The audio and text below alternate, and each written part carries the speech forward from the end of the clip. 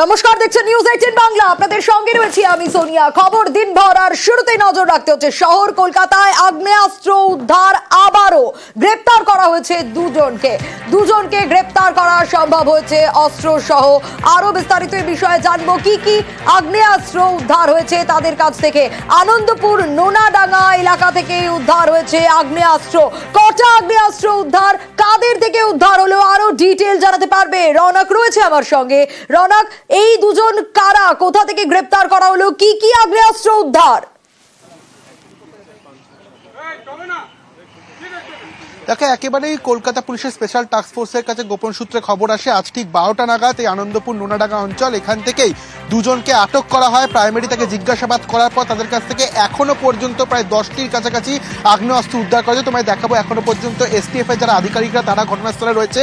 Caesar list করার প্রক্রিয়া চলছে, যা যা আগ্নেয়াস্ত্র সেগুলো বাজেয়াপ্ত করা হয়েছে এবং যে দুজনকে ইতিমধ্যে ডিটেন করা হয়েছে দুজনকেই কিন্তু বসিয়ে রাখা হয়েছে, একজন মহিলা আর একজন পুরুষ। যেটা জানা যাচ্ছে আজ ঠিক 12টা নাগাদ এই যে আনন্দপুর নোনাডাঙ্গা এলাকা, সম্ভবত রাতের দিকে এই এলাকা কিন্তু ফাঁকা থাকে, এই এলাকা থেকেই প্রাথমিকভাবে সন্দেহ হয় দুজনের চলাফেরা দেখে এসটিএফ এর তরফ থেকে প্রথমে তাদেরকে আটক করা হয়। তারপরই লোকাল থানা অর্থাৎ আনন্দপুর থানাকে খবর দেওয়া হয়। এখানে এসেই তাদের যে তল্লাশি অভিযান চালানো হয়। একটি ব্যাগ থেকে এখনো পর্যন্ত প্রায় 10টির কাছাকাছি আগ্নেয়াস্ত্র উদ্ধার করা হয়েছে। এখনো পর্যন্ত সার্চ অপারেশন চলছে। সিজার লিস্ট তৈরি করার যে প্রক্রিয়া, এসটিএফ এর আধিকারিকরা রয়েছে একেবারে এই ঘটনাস্থলে বসেই সেই সিজার লিস্ট তৈরি করার প্রক্রিয়া চলছে। ইতিমধ্যে দুজনকে ডিটেন করা হয়েছে এবং আমরা সূত্রমাফা যে খবর পাচ্ছি তার মধ্যে একজন তিনি হুগলির বাসিন্দা, যদিও বা এখনো পর্যন্ত স্পেশাল টাস্ক ফোর্সের তরফ থেকে অফিসিয়ালি কিছু জানানো হয়নি। সেক্ষেত্রে এই আগ্নেয়াস্ত্র তারা কোথা থেকে পেলো, বা একটা কি তাদের পাচার করা কোনো ছক চলছিল, বা এই রাস্তাকেই বেছে নিয়েছিল কিনা, আগেও এইরকম কারবারির সঙ্গে তারা যুক্ত ছিল কিনা, একাধিক প্রশ্নের মধ্যে রয়েছে। সেক্ষেত্রে তাদেরকে জিজ্ঞাসাবাদ করা হতে পারে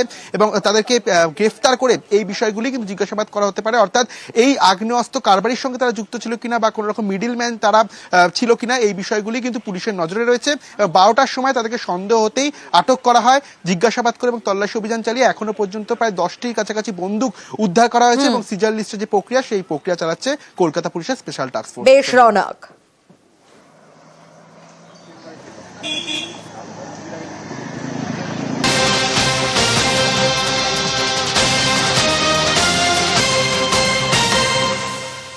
আর এবার একটু দেগঙ্গার দিকে আমরা নজর রাখবো। একটা সিসি ক্যামেরা ফুটেজ আপনাদের দেখাবো। দেখুন এই সিসি ক্যামেরা ফুটেজে কি দেখা যাচ্ছে।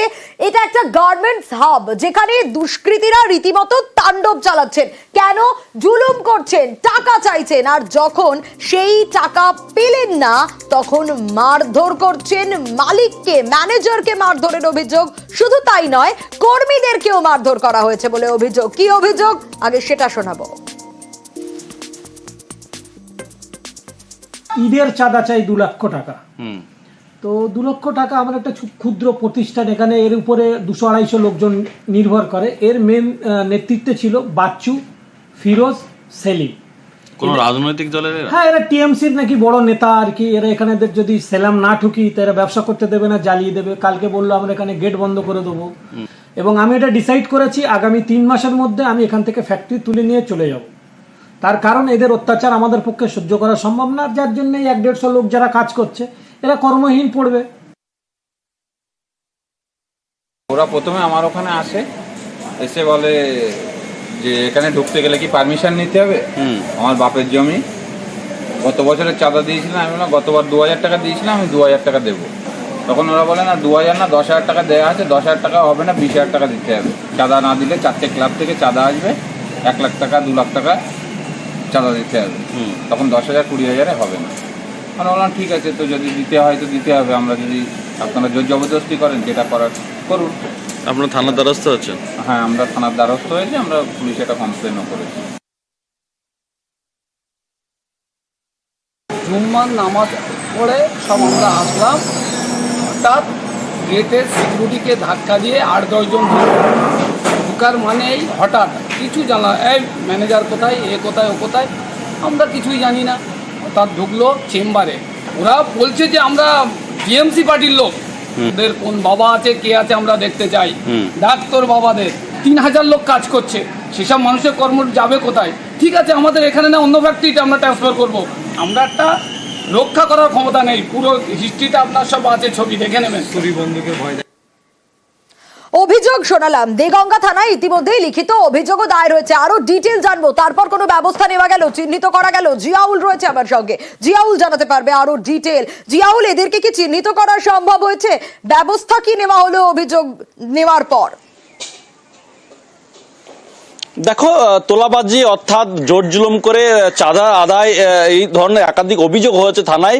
কিন্তু যারা এই চাঁদা আদায় করতে এসেছিলেন তাদের কিন্তু অধিকাংশেরই মুখ ঢাকা ছিল, ফলে এখনো পর্যন্ত চিহ্নিত নয়। ফলে কিন্তু মালিক পক্ষের দাবি, যেভাবে এই গার্মেন্টস ফ্যাক্টরি, সেখানে মোটা অঙ্কের চাঁদা দাবি এবং সেই টাকা না দিতে পারায় তাদেরকে হুমকি, মারধর এবং বেধড়ক মারধর করে আহত হয় ম্যানেজার সহ বেশ কয়েকজন কর্মী। এই ঘটনার পরেই কিন্তু ইতিমধ্যেই থানায় অভিযোগ দায়ের হয়েছেন। কিন্তু মালিকের যারা দাবি, এখানে প্রায় 300 শ্রমিক কাজ করে, যদি তারা ইতিমধ্যে সিদ্ধান্ত নিয়ে, যেভাবে অত্যাচার বাড়ছে, জুলুমের চাঁদার অত্যাচার, তাহলে তারা সিদ্ধান্ত নিয়েছেন 3 মাসের মধ্যে এই কারখানা অন্যত্র নিয়ে যাবেন। কারখানা যদি বন্ধ হয়ে যায় তাহলে এই 300 শ্রমিকের কি অবস্থা হবে, এটা নিয়েও কিন্তু ইতিমধ্যে প্রশ্ন উঠতে শুরু করেছে। ইতিমধ্যেই যারা এই চাঁদার জুলুম, মোটা অঙ্কে চাঁদার জুলুম করার জন্য এই কারখানায় এসেছিল, তাদের নামে লিখিত অভিযোগ দায়ের হয়েছে। এখনো পর্যন্ত চিহ্নিতকরণ কিন্তু এখনো হয়নি, তার কারণ অধিকাংশই মুখ ঢাকা ছিল। তারপরে কিন্তু পুলিশ ইতিমধ্যে তদন্ত শুরু করেছে কারা এই ঘটনার সঙ্গে যুক্ত। কিন্তু মালিক পক্ষ একটা বলছেন যে শাসক দল ঘনিষ্ঠরা এই ধরনের ঘটনা ঘটিয়েছে, কিন্তু শাসক দলের পক্ষ থেকে সমস্ত অভিযোগ অস্বীকার করা হচ্ছেন যে শাসক দল এই ধরনের পক্ষপাতী বিশ্বাসী না, এই ধরনের তোলাবাজি জুলুমবাজি বিশ্বাসী না। ফলে এর সঙ্গে অন্য কেউ যুক্ত থাকতে পারে, সবটাই আইনত ব্যবস্থা নেওয়া হবে, এমনটাও কিন্তু শাসক দলের পক্ষ থেকে জানানো হচ্ছে। ইতিমধ্যেই থানায় অভিযোগ দেয়, অভিযোগের ভিত্তিতে দেখা যাক এখন আসল দোষীদেরকে চিহ্নিত করা যায় কিনা। একেবারে অবশ্যই নজর থাকবে। আর এই ঘটনাকে কেন্দ্র করে রাজনৈতিক তরজাও শুরু হয়েছে। আমার বিশ্বাস তৃণমূলে কেউ যুক্ত নেই। যদি কেউ জুলুমবাজি করে দলের নাম করে, নিশ্চয়ই দল খতিয়ে দেখবে এবং প্রশাসনকে বলে দেওয়া হবে যে তদন্ত করে উপযুক্ত ব্যবস্থা নেওয়া হোক। দল কোনো মতেই জড়িত না। পুলিশ এই কারণেই ব্যবস্থা নিচ্ছে না, তার কারণ তৃণমূলের নেতাদের হাত এদের মাথায় আছে এবং সকলে এর একটা পার্সেন্টেজ পাচ্ছে। তৃণমূলের নেতারা বলছে প্রশাসনকে বলবো ব্যবস্থা নেওয়ার জন্য, প্রশাসনকে বলতে হবে তৃণমূলের নেতাদের। এবং যে ঘটনা ঘটেছে, ব্যবসায়ী মহল আতঙ্কিত, আমরা তীব্র প্রতিবাদ জানাই।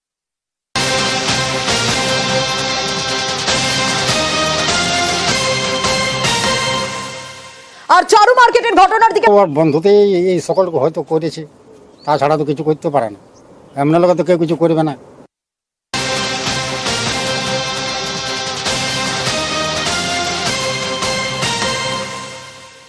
আর এবার ছবি দেখাবো, খড়দার ছবি, যেখানে অটো চালকের দাদাগিরি। কি করেছেন জানেন? পথচারীর মাথায় কোপ বসিয়ে দিয়েছেন অটো চালক। হ্যাঁ, পথচারীর মাথায় একের পর এক কোপ। কিন্তু কেন এরকম ভয়াবহ পরিস্থিতি তৈরি হলো? বচসা নাকি? সেই বচসা থেকেই এরকম অবস্থা। চলুন আরো ডিটেল জানার চেষ্টা করব। বচসার মাঝেই পথচারীর মাথায় ধারালো অস্ত্রের কোপ। সুবীর রয়েছে আমার সঙ্গে, আরো ডিটেল জানাবে। খড়দার টাটা গেট সংলগ্ন বিটি রোডের উপরে এই ঘটনা ঘটেছে।